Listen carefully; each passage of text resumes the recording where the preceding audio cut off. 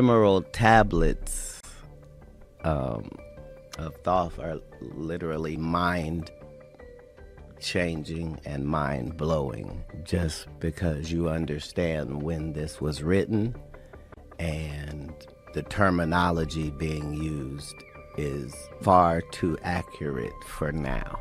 The Emerald tablets translated in the work are 10, but they were divided into 13 parts for the sake of convenience. They took the 13 tablets and broke it down into 10 because of the way that the verses were written out. It just made it easier to put it into a canonized book. So we're talking about the final 2 tablets of the Emerald tablets of Thoth, the plural tablets, because there's 2 versions of the Emerald tablets. There's an Emerald tablet of Hermes, which is singular 1, which is located in Cambridge at the Cambridge University in the UK. And then the Emerald tablets of Thoth, which were written between 36 to 38,000 years ago, are actually in the Vatican archive now. That's where they reside after being rediscovered and brought back to Egypt in the 1920s. Let me read something to you that was written 38,000 years ago. Wise words, although written by my decaying hand. This is Thoth speaking right now. The first intelligencer, the most wisest man to ever walk this planet. The one that helped kickstart civilizations around the entire planet, all over the world. In every region of the planet, he has his influence there. He says, wise words, although written by my decaying hand, remain imperishable through time, imbued with the medicine of immortality by the All-Master. He was taught the secrets of immortality by the All-Master, who actually was his father, Ea Enki, aka Thought Me. So this dude was probably an alien. Dude, first of all, there are no probablys. Yeah. That's the benefit once you hear it or read it, is the fact that it's given in first person, and that's not possible. The things that are being said are impossible. Enough time has passed, though, that it's not like that. He literally says, hey, there's a spaceship on Earth, and this is where it is. Because if all you care about is information, right? Like, that's what you start to see is when you get to everybody's civilization, Asian, Indian, African, when you get to the crux of their information, nobody's disagreeing with anybody. The greatest trick is to make us believe that people back then were dumber and we're smarter. And that whole thing is a fallacy. But it's worth it for us to believe that. It's taking me now 4.5 additional years to break these tablets down and to extract the wisdom and the understanding. And what I pulled out of these tablets is mind-boggling and absolutely paradigm shifting. He said, be unseen and be undiscovered by all those who will come and go, wandering the wastelands of life. Wise words, although written by my decaying hand, remain imperishable through time, imbued with the medicine of immortality by the All-Master. Be unseen and undiscovered by all those who will come and go, wandering the wastelands of life. Be hidden until an older heaven births human beings who are worthy of your wisdom. We are the human beings under the new heaven at this moment in time, and we are worthy of the wisdom because we are willing to invest energy and effort into gaining the knowledge. We are living in the era where we can decipher the information. This information has been undecipherable for eons. The more you know, the more you know how little you know. The Emerald tablets of Thoth are literally mind-blowing. That's why NASA and Space Force are not more forthcoming, because the further you get in space, the more obvious shit is. Like, no people built the pyramids. No people? No. Who built them? No people built the pyramids. And if you look around the world, you see certain telltale things that let you know that advanced machinery was in usage. Look, there this whole thing where slaves are stronger people, is a fallacy. We like to believe that slaves are stronger. Slaves are weaker because they don't eat the right food and they live a terrible life. Your slave population is not smarter and better condition unless you're enslaving the built Jews. the pyramid. They stopped thinking that quite a while ago. They think it was actually skilled labor because of the way they were eating. They found what their camps were, where their food was. They ate like very good food. So they think they were actually skilled labor, but also probably forced skilled labor. But that's probably not the people who built it. That's probably the people that were working on it. That's probably the people that worked in the village or in the city. How many companies have done renovations on the White House? None of them have done enough renovation that they can claim it's their White House. So, yes, thousands of years worth of people were there. But that doesn't have anything to do with the building of it. Who do you think built it? Well, understand, we know enough now to understand that this was a complex. This was not... Right. We've been led to believe that this is how much they worshipped their dead bodies. Right. But the evidence doesn't show any of that. No, it doesn't. Like when you see inside, when they have those intricate carvings and paintings and stuff in gold and stuff, you have to remember this is in a windowless room, folks. There's no candle soot. There's no... It's clearly a power plant and built specifically for that location on this planet. For what do you think it was powered usage. by? The hot water springs underneath it. So it was powered by the hot water springs? And to what end? How do you know all this, first of all? Is this marijuana talk? I don't think so. This is where did you read this? If you follow information about humankind, you find out that in all parts of history, people were coming to this region for their information and their knowledge and their things that were forbidden, and these were not these were the highest of human civilization. Here. Not even comparable to anyone else. No. Nor since. Nor since. Right. The Great Pyramid of Giza is insane. Right. Like it's insane. Like even Tesla says that this is where he came to get the information. But if you follow that information pathway, it leads you to this character called Thoth, right?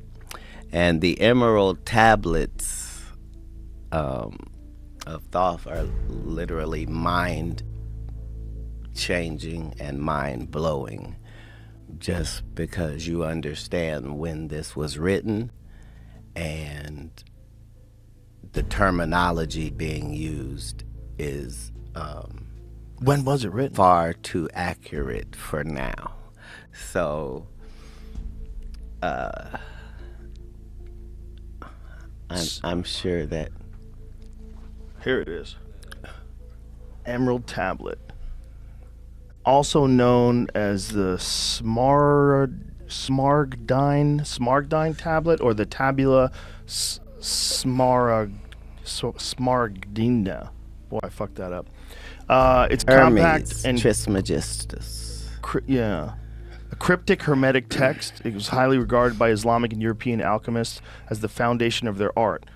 Though attributed to the legendary Hellenistic figure Hermes Trismegistus. How do you say it, bro? Trismegistus. Trismegistus. Yeah. The text of the Emerald Tablet first appears in a number of early medieval Arabic sources, the oldest of which dates to the late 8th or early 9th century. It was translated into Latin several times in the 12th and 13th centuries. Numerous interpretations and commentaries followed. So what does it say, though? The Egyptian god Thoth. Okay, it says beginning in the 2nd century BC onwards, Greek texts attributed to Hermes, a syncretic combination of Greek god Hermes and the Egyptian god Thoth, appeared in Greco-Roman Egypt.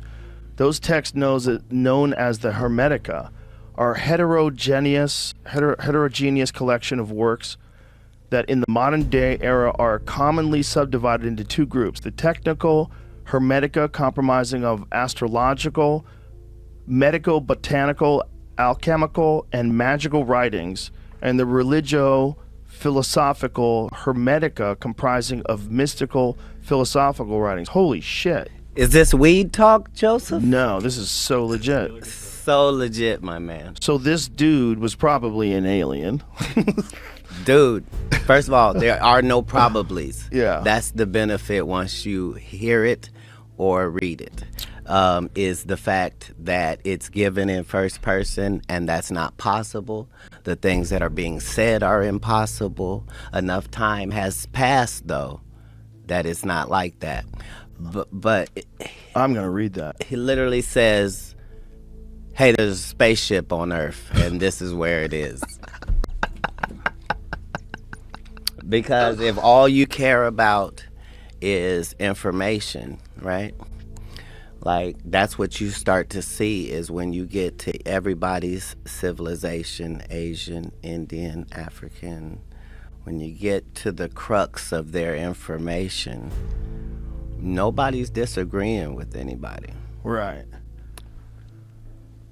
If you figured out how the fuck they did it, if there was any logical explanation that people could have done it, I would be on board. I'd be like, well, okay.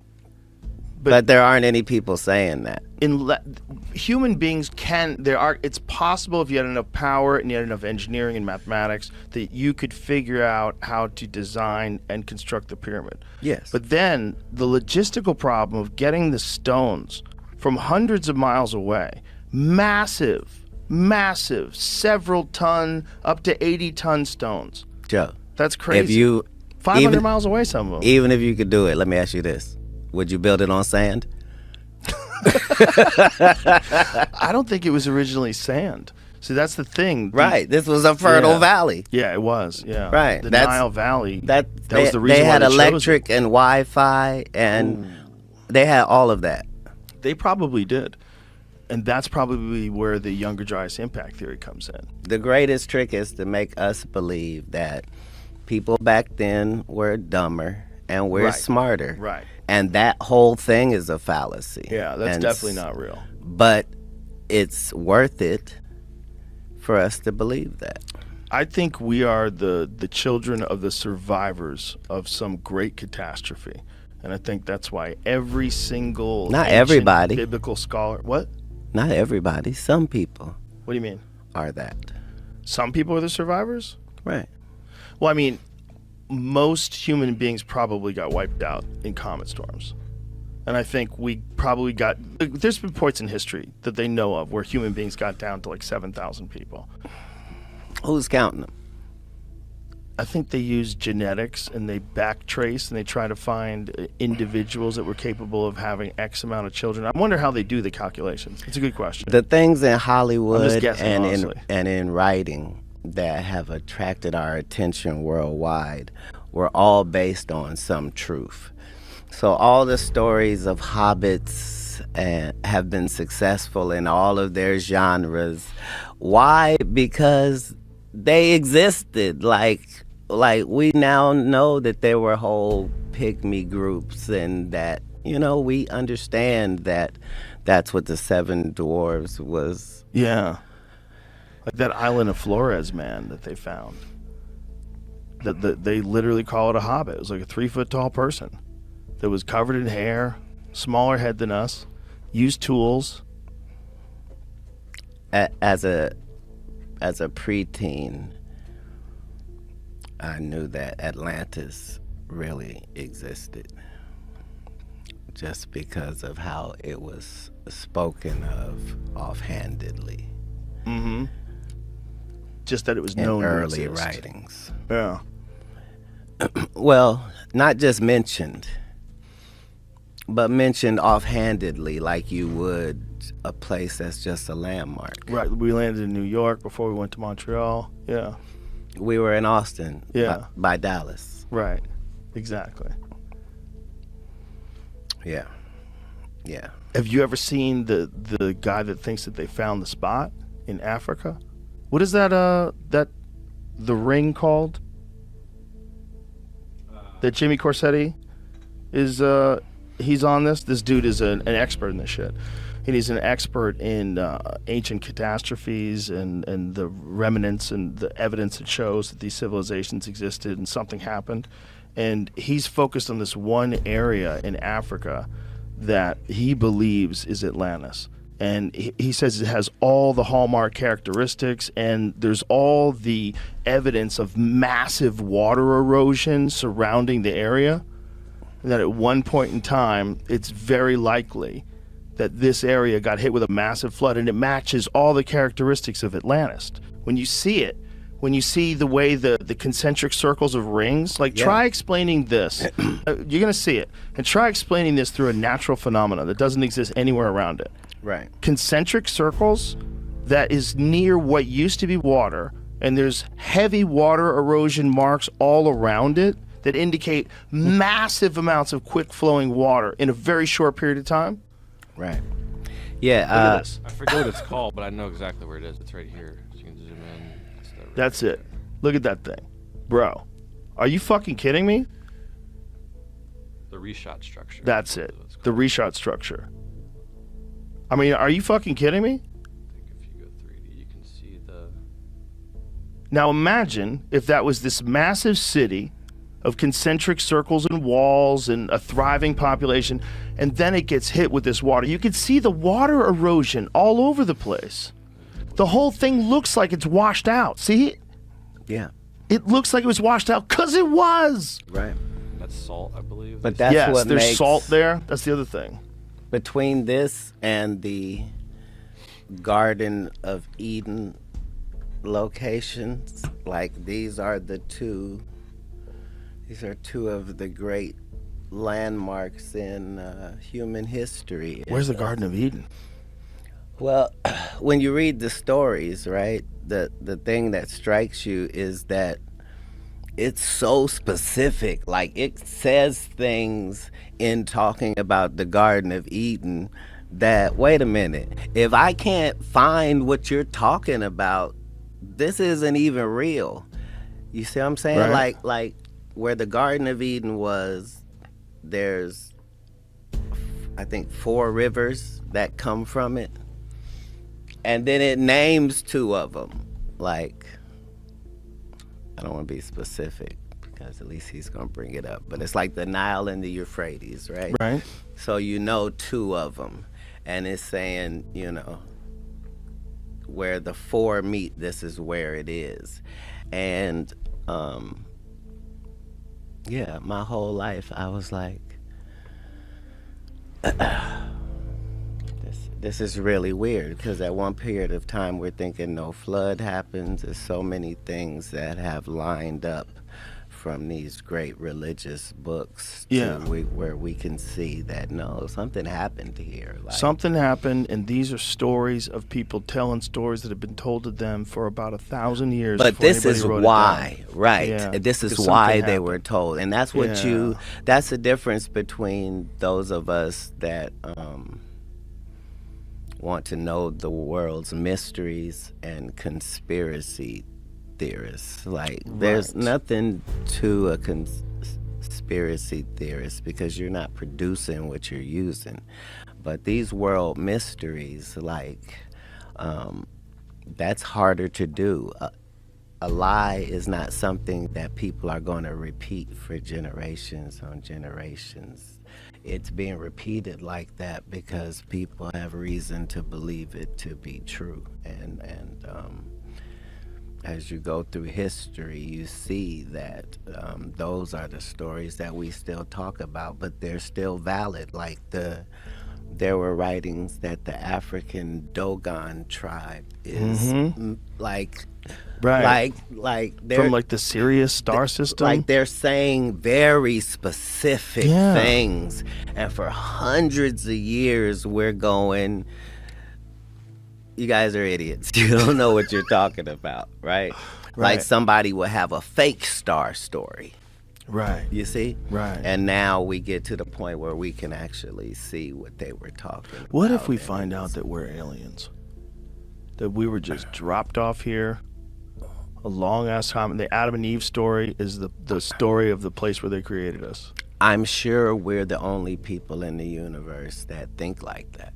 You think so? Why do you think that?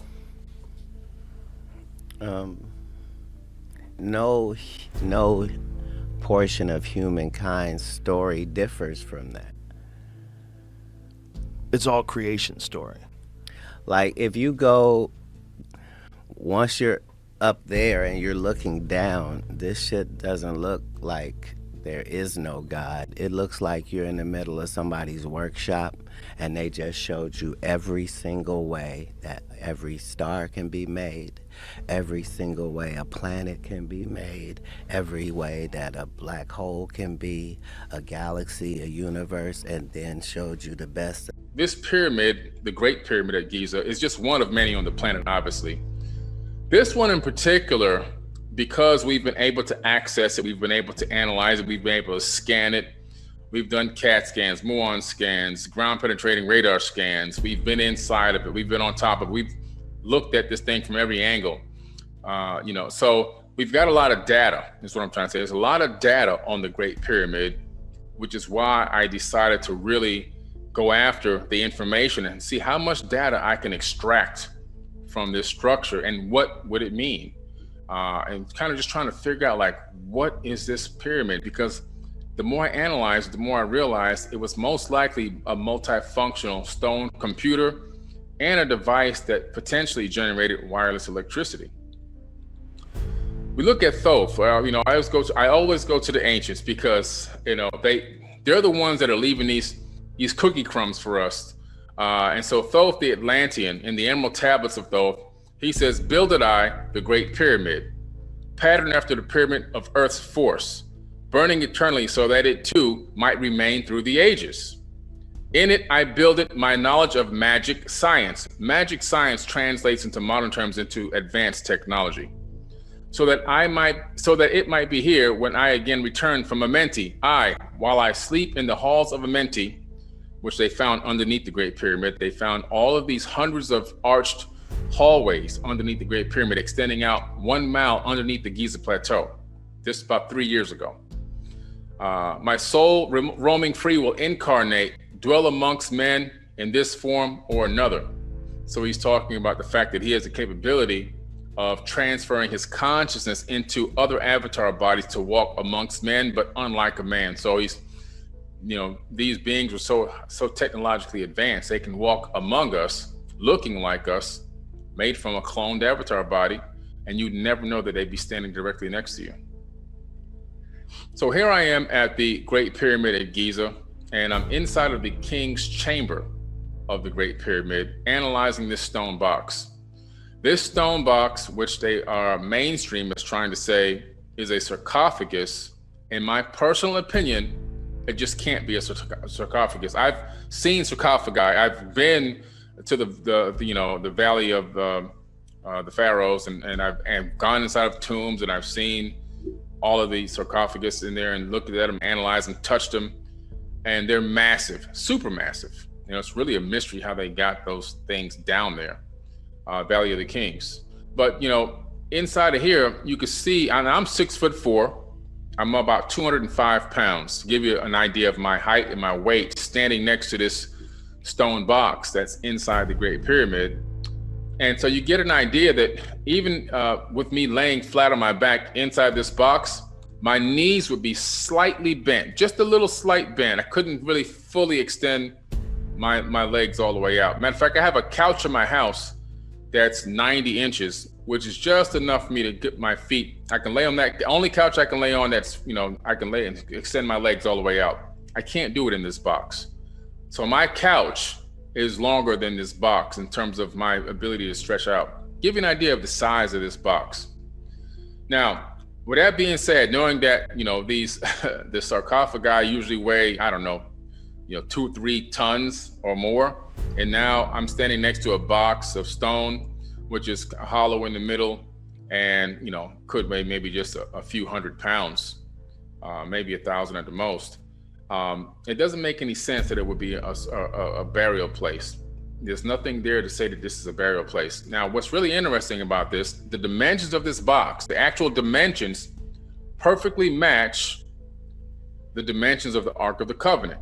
In other words, if you were to take a measuring tape and measure the inside lining of that box, you can actually fit the Ark of the Covenant right inside. And so I started really looking into that and wondering, hypothesizing, could this be where the Ark of the Covenant, or at least one of them, because there were multiple Arks of the Covenant, if you didn't know. Could it be that they left the Ark of the Covenant in this box? I've also been really looking into the fact that Akhenaten may have been the Moses of the Bible. And the reason why he was being ousted from Egypt was not purely because of the way a lot of the biblical stories had gone. I think it was because he was ushering in monotheism into Egypt.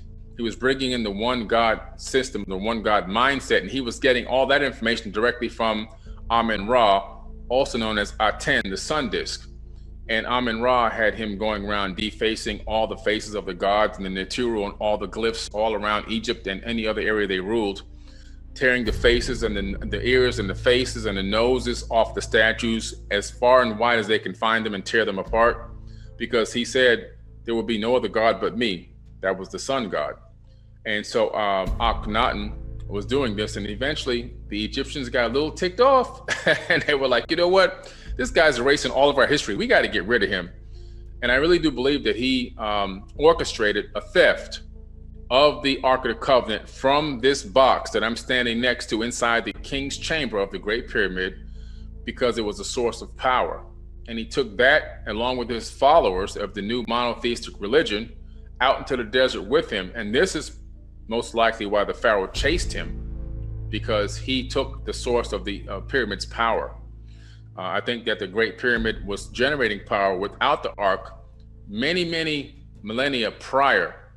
But because the actual pyramid itself, in some weird way and some mechanism had broken, the Ark of the Covenant fulfilled that last piece of the power generating source to send that beam up through the apex, which then would be carried wirelessly by the obelisks.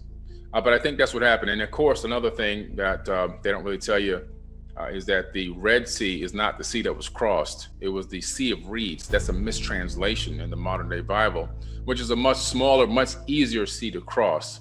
But I really do believe that's what that box is for, which is why I really want to show it.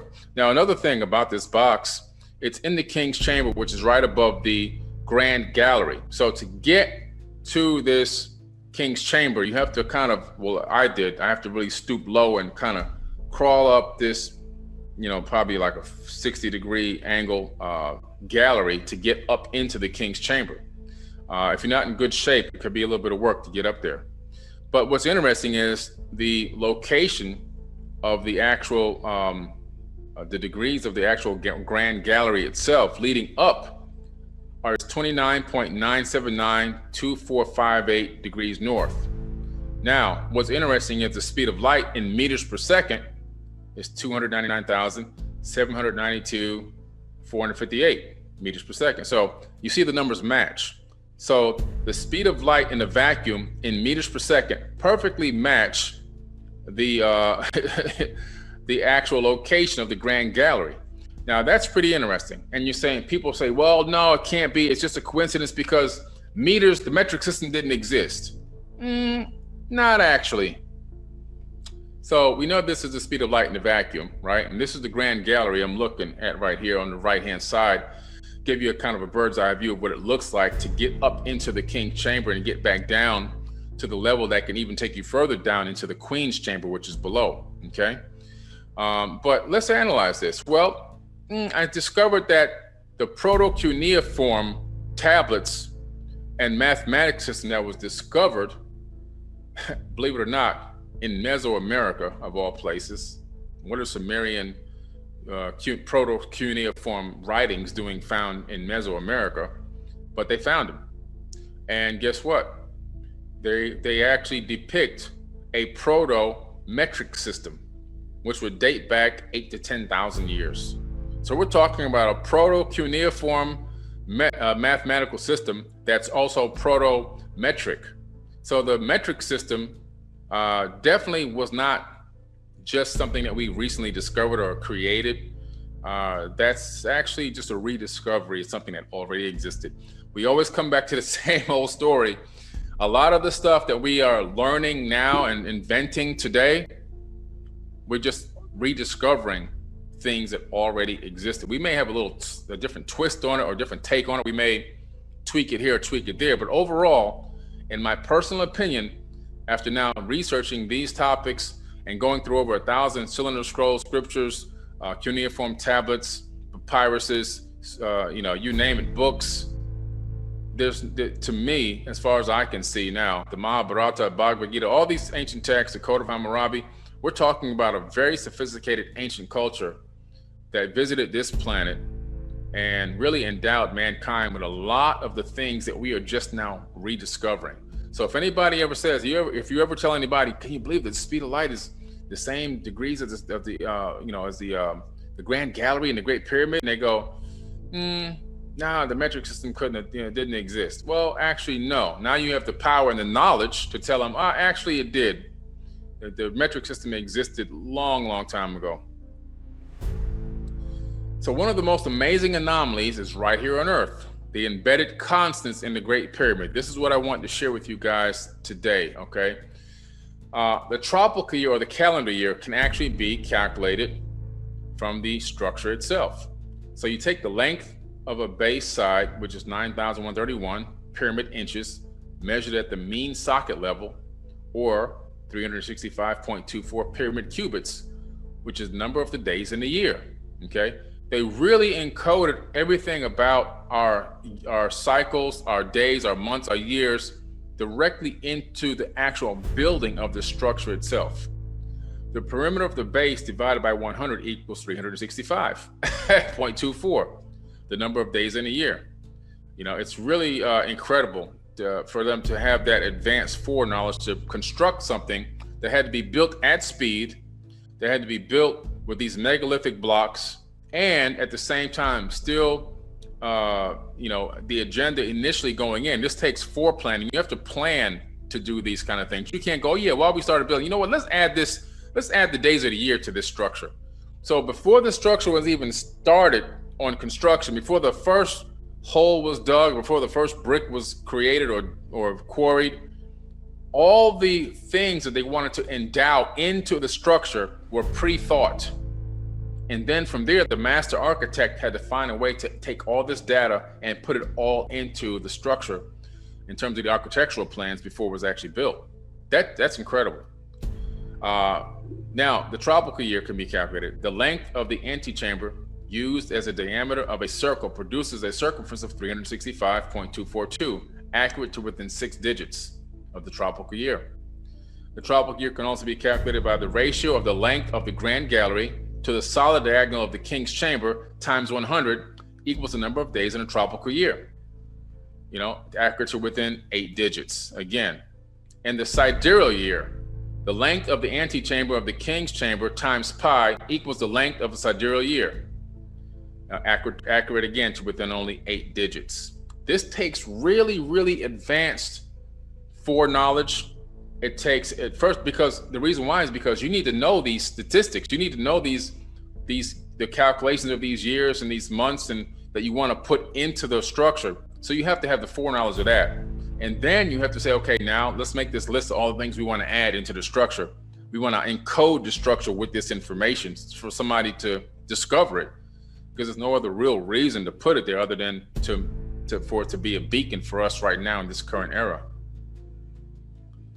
You can also calculate the mean distance to the sun by taking half of the length of the diagonal of the base times 10 to the 6th power equals the average distance to the sun. Now, let me ask you a question. Okay. How did they know the distance to the sun? That would be 1 AU, 1 astronomical unit. The distance from the Earth to the sun is 1 AU in astrophysics.